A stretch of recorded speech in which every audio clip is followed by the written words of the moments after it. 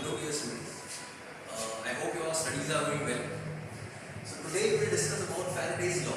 So we will start our discussion with magnetic flux. So as you all know, magnetic flux is nothing but integral B dot dA.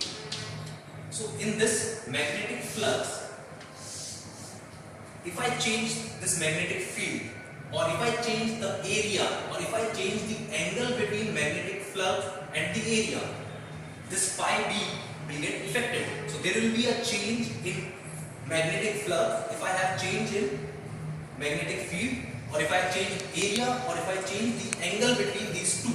So in the last video we discussed about Lenz's law, which is used to figure out the direction of that current. If we change this phi, if we change this flux, magnetic flux, there will be a current. So Lenz's law is used to predict the direction of that current. So in this video, we will be discussing about Faraday's law, which is used to get the magnitude of that current. So as such, Faraday's law doesn't give us the current directly.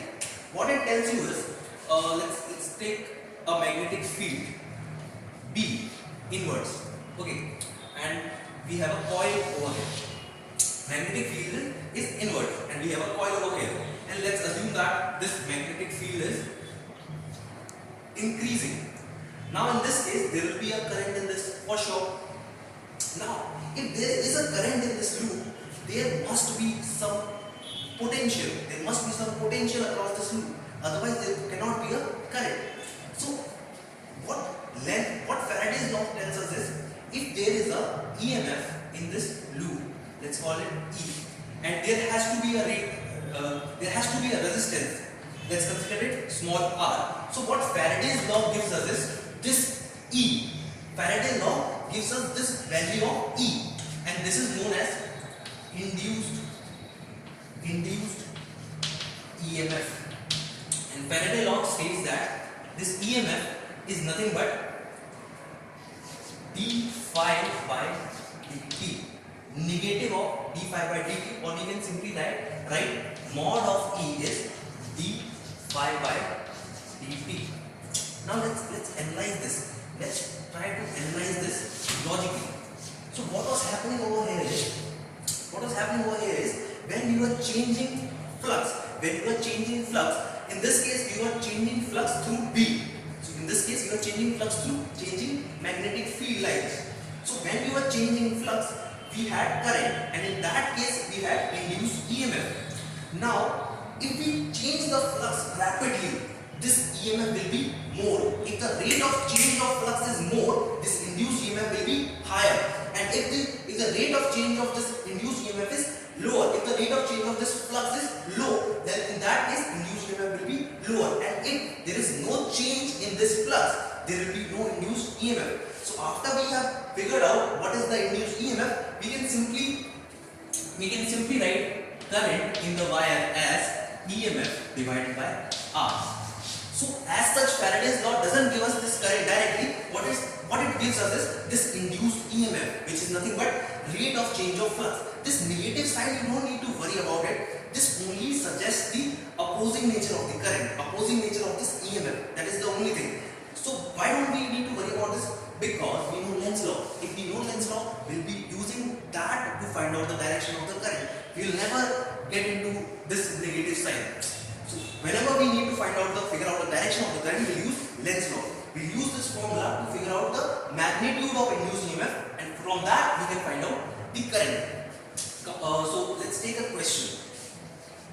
We'll take a simple question first. So magnetic field is inside, and the value is, say, 4t cube. Anything, any function of time you can take. So, and there is a coil of radius r and resistance small r. So over here, if I ask you what is current in terms of time, how will you do this? So you can pause the video, try it yourself, and then continue. So to find current, first we need to find what is phi. So phi in terms of time is nothing but B into area, which is nothing but 4t cube multiplied by pi r square. This is r phi in terms of time. Now EMF, induced EMF in this wire is nothing but d phi. Let's take it more. D phi by dt, which will come out to be nothing but 12t square pi r square. This is our induced EMF. Now, if we have induced EMF for current, what we need to do is simply divide this whole thing by small r, our resistance. This is nothing but resistance. So the current in the wire will be 12t square pi r square divided by small r. This is the final answer for current. Now you will get a lot of questions of this format where you will be given B in terms of T, and this is the same approach for all those questions. So let's solve one more question. Let's solve one more question. This time we will take a constant B. We'll take a constant magnetic field. Let's take the magnetic field outwards this time, and it's constant. It's not changing.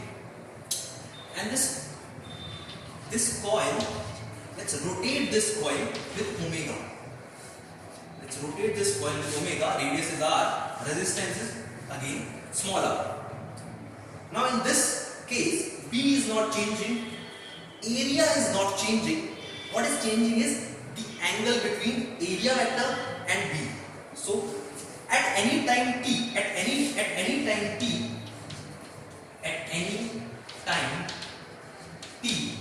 what we'll have is we'll have an angle of omega t between B and this area. So this coil is moving in this fashion. It's in a vertical plane. It's moving like this. So at any time t, the angle between B and area vector will be omega t. So we will write phi equal to B naught pi r square cos of omega t. Now magnitude of EMF will be nothing but d phi by dt, which will come out to be minus of B naught pi r square omega sine omega t. So if we take exact EMF in this case, we'll have to write minus, and this will become plus. So this is nothing but the induced EMF in the circuit. So what will be the current? What will be the current over here? So current will be nothing but B naught pi r square divided by resistance, B naught pi r square omega divided by resistance into sine omega t. Now if you look at these relations carefully, these are nothing but the AC supply. This is nothing but AC supply relations. Let's draw curve for these. So for this EMF, the curve will be, for EMF, this is time. Similarly, the curve for this will also be in this manner only, but this value will change. So for current, it will be this whole thing, and for EMF, it will be this thing. So what we can do is we can write E as E naught sine omega t, and we can write current as I naught sine omega t. So this is nothing but E naught, and for current if I draw the curve nature will be same, sinusoidal, but this value will change. This will be I naught. So this is nothing but the AC supply which we are getting in our homes. So we'll be discussing more about this in the chapter alternating currents. So that's all for this video. Thank you.